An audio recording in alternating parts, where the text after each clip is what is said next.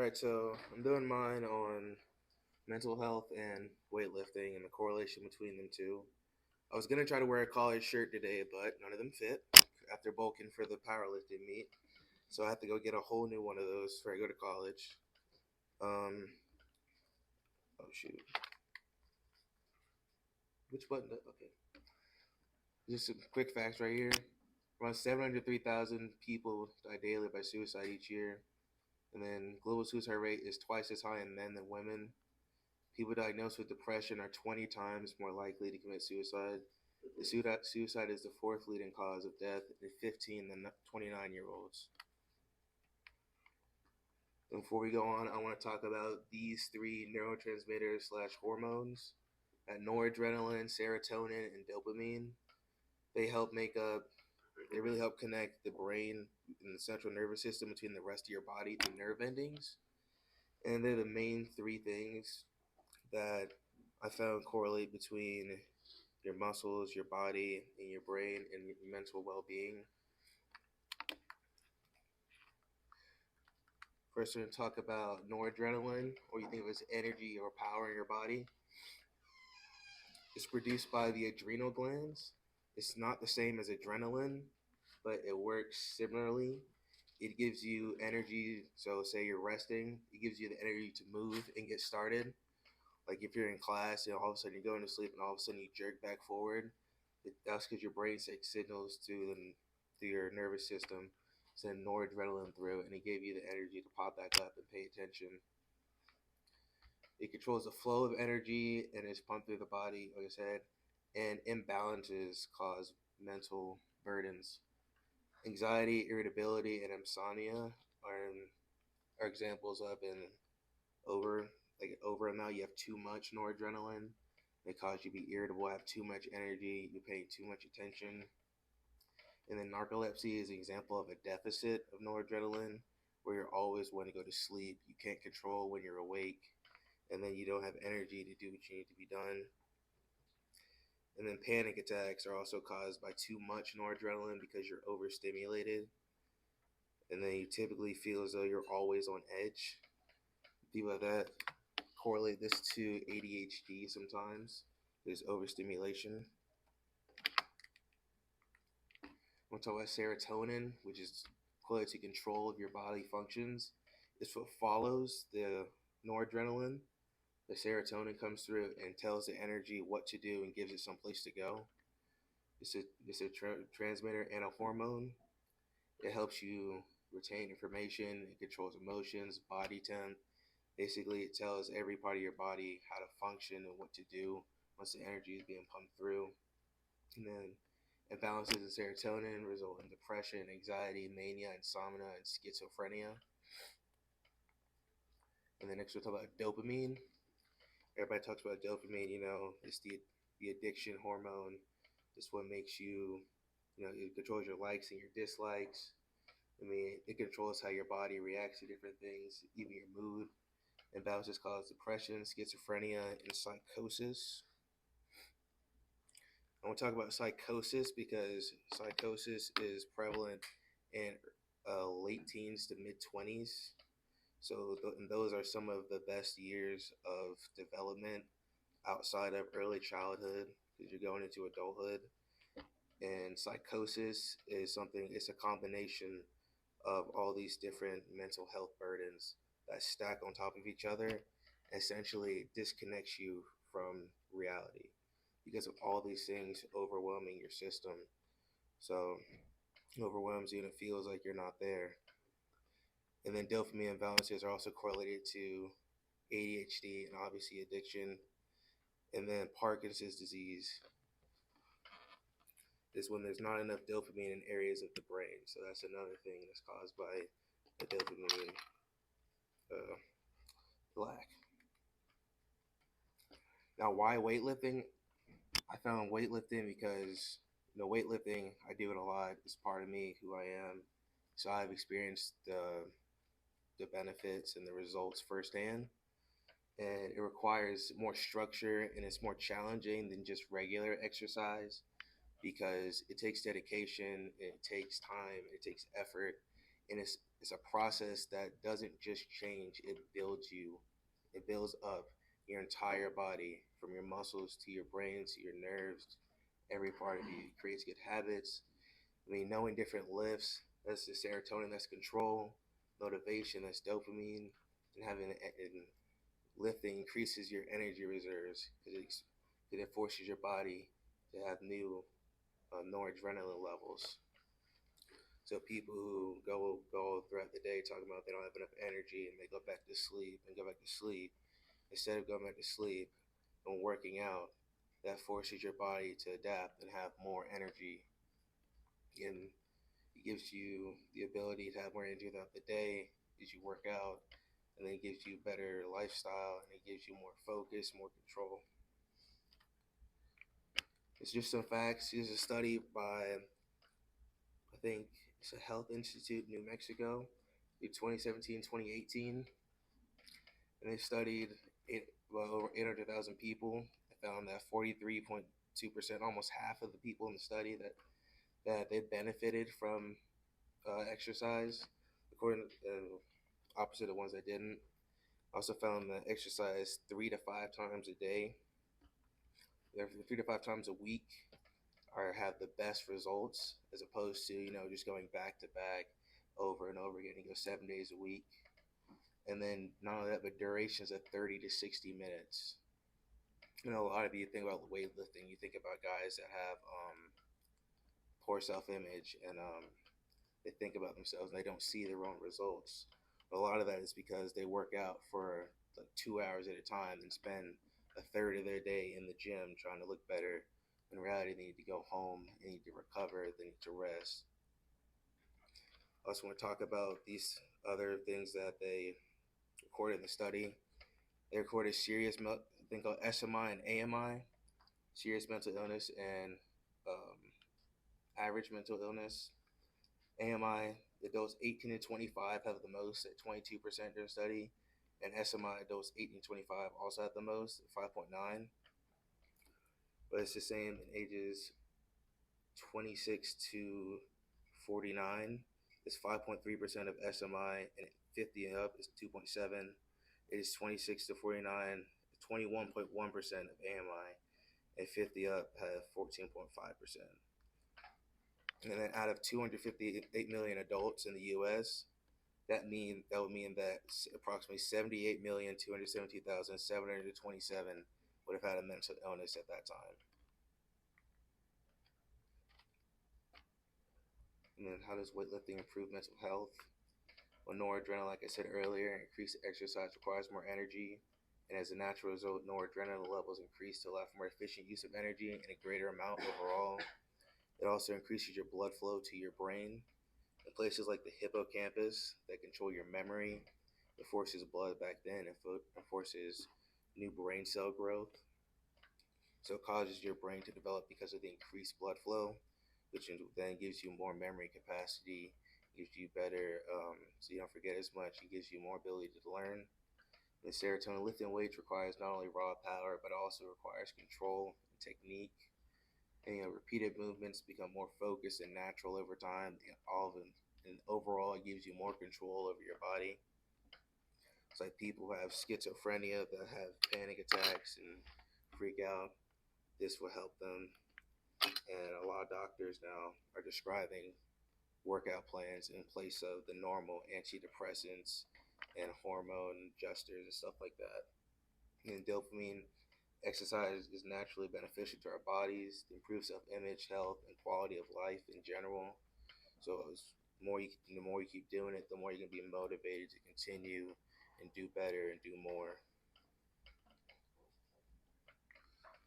And this part, talk about mind or body, because I noticed that a lot of people a lot of times think of the mind and the body as separate units, when in reality they work together in conjunction.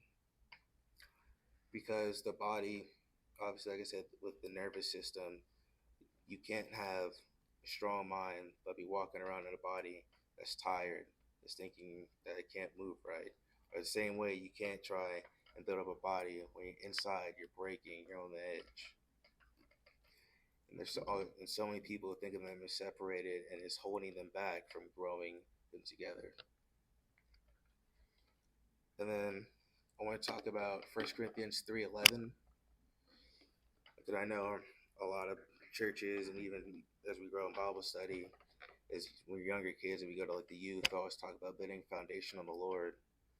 And building foundation on the Lord is what everybody needs, but it doesn't help if we build on a good foundation, but the material in the house is made out of weak material, it's made out of breaking material, it's made out of dysfunctional material.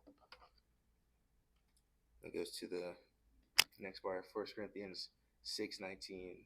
Or do you not know that your body is a temple of the Holy Spirit within you, from whom you have God? And like I said before, building that temple on top of the foundation, building it out of poor materials, it's going to fall, it's going to crumble, it's going to crash. And thinking about your self image, like I said before, your brain, it works just as like a muscle. So repeatedly thinking negatively about yourself and having poor habits in your head, they grow and your body adapts just like a muscle grows, and it'll learn to accept those things that don't need to be there in the first place. And then as we work and learn and work, we build that temple on top of the foundation. And that's it.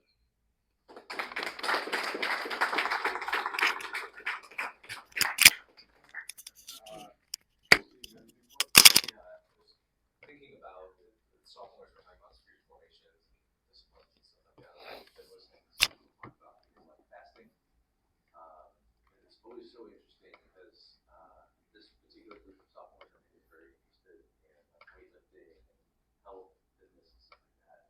Because you guys were very interested in the whole fasting thing, right? Because they for things like intermittent fasting and all this stuff. All that to be said, I had some trouble trying to give some recommendations to them because they were like, I want to fast, but is it good for my body to do that and all this stuff? And like, it's almost like they seem more concerned with their bodies than about like the spiritual kind of benefits of fasting. So I've been doing a lot more like studying and reading into it. And a lot of writers on the discipline of fasting are saying like, to try and say you shouldn't focus on the health benefits of fasting is kind of a pointless endeavor. Because as you read like ancient Christian writers, they'll talk about how the health of the body is intrinsically tied to like the health of your whole being. And so, I'm appreciative of this. I think Mr. Sheffield and I can agree is like, you get older and you kind of start. I think when I was a teenager, I took for granted. Just call me old? No, as we get older. I think as a teenager, like I took for granted like things like fast metabolism or like the ability to just like get off the couch and go run a mile or play basketball and you're like fine. But as you get older, you begin to realize like this body I have is actually like really important. Like how to take care of it. And there's a phrase that I've encountered, it's probably very familiar for many of you, is like, you don't make time for your wellness, you will make time for your illness. I think it's profound because like I've watched that with my own parents, and it's unfortunate to me that many evangelicals seem to think there's the body is something that doesn't really matter, and because you have this idea that you're going to get your perfect body when Jesus comes back, and it's probably going to look like Ronnie Coleman or whatever it looks like, and it's like, no, don't. You shouldn't just care about what the future is. You should care about now because clearly all the studies show that the body that God created is intrinsically tied to the very spiritual health of humans, like mental health and all of this stuff. Like He created that, and He knew that, and He loved that, and He wants us to take care of it. So I'm incredibly thankful for a presentation like this, and I'm actually very thankful for your generation, which is much more interested in like health and wellness, and I think particularly like weightlifting has become a very big thing than this your like Gen Z. More than any other generation. Like I think millennials, we were just like, let's get jacked, and that was it. Like it wasn't anything at all about the health benefits of it. So I think it's well done. Well done. What was the question I was going to ask? But I forgot that. So You call me old, so I'm just mad. Bro, I'm sorry. As we have gotten older, like you can walk it back however much. I'm sure.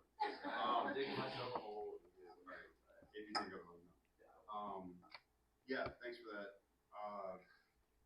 Also, along with what Pastor Colin was saying, okay, so we were in the weight room a few weeks ago, and Mr. Moore was in there talking to somebody, coaching baseball or whatever. They got this pitcher, and the other team has this pitcher that is apparently really good, but they are just using him to win games. This pitcher, any pitcher has only got got a limited number of pitches in their arm, right?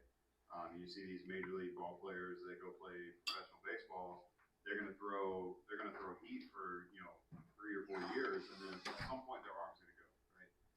And Mr. Moore was just really, really, I don't know if offended is the right word, but he was like, "How dare this school use a young man that if he's planning on playing baseball in college, he'll be done before he gets out of high school because his high school team is using him in that way." Okay, all that to say, echoing Pastor Colin, it's like your generation, like this is a huge, like I'm trying to pay a huge compliment. Y'all seem to be a lot more aware of the long-term effects of how you treat yourselves now, right? In terms of weightlifting, weightlifting can be, especially when you're lifting as much as you are, like competitively. That's a lot of weight. That's a lot of strain on knees and shoulders and elbows. What I don't know if advice is what I'm asking for.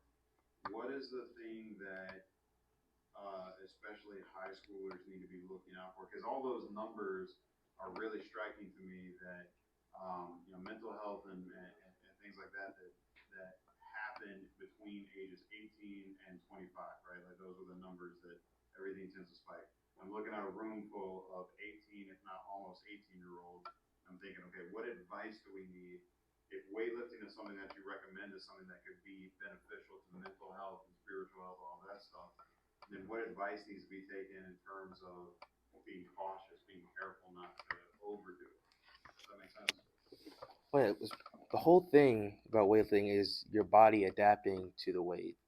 So like, as a body dysmorphia and stuff like that, they go in there for like 2 hours a day, and yeah, their body grows and grows, but it becomes an unhealthy obsession, and it starts to make them view themselves in a negative way. When in reality, they're doing a lot better than they were before, and a lot of it is people start out too fast, and some people don't do enough. It's all about at least what I've seen. It's about finding that balance in between. I'm not saying be a power lifter when I'm up here talking about weightlifting. I'm just saying that this specific way of exercise, not like cardio or like some other type of like cycle class, something like that. This has a lot more development and growth. And one thing I forgot to talk about was a lot of it helps with the command function of the brain, which just helps with like bodily movements and overcoming, like when athletes tear a limb, not limb, a tendon, like their ACL or something. They're a lot more prone. They come back faster because they've already had that groundwork. And a lot of people, when they tear that and then they lose that function, that's the command function that they don't have built up already. Like I said, starting out 18 to 25. During my research, I think the age was 18 to around 28 or 32 were the prime years for exercise and lifting and getting all that in before it really becomes like a real grind and you can't do as much as you want to. And it's those years right there that I say are the best ones to build the habits and learn and do everything right then. So then when it gets harder, you have the form and the function to do it. Yeah, that was you said that really well in your paper too. That weightlifting isn't something just for weightlifters. It's something that everybody can benefit from. And to the thing about in terms of it's not just about how much weight you can lift. It really doesn't have much to do with that at all. And it's nice that some of the people that I've seen that are the most generous and kind about how much weight any particular person is lifting is usually somebody that has enough confidence in themselves where they don't have to tear people down to make themselves feel better, right? And you go into a weight room and most of those guys are going to be very, very encouraging. Most of those people are going to be very encouraging to let you know it's not about how much weight you have on the bar. It's about form, safety, all that stuff, right? Because that's the real benefit of the lift is not that you can move that much weight. It's that you can actually perform this lift the correct way. Like it's real fascinating. Okay, I'll shut up. Any thoughts, questions, conversation for Micah?